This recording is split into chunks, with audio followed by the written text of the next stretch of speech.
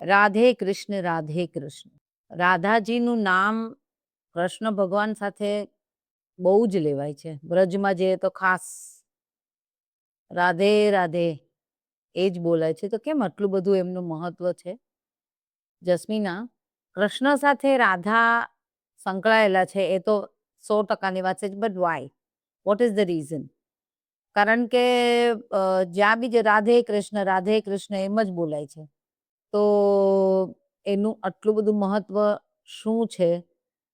એની જે કથા હોય એ તું અમને બધાને જણાવે તો મજા પડી જાય. તો જ્યારે બી કોઈ સાંભળે તો બી લોકોને એમ ન થાય કે શા માટે આ બોલાય છે. અને વૃંદાવન જઈએ ત્યારે તો ખાસ રાધે રાધે બોલવાનું એ બી લોકોને ખબર પડે. તો તું જરાક અમને બધાને જ કહી દે કે શા માટે રાધાજીનું નામ આટલું બધું બોલાય છે એમ.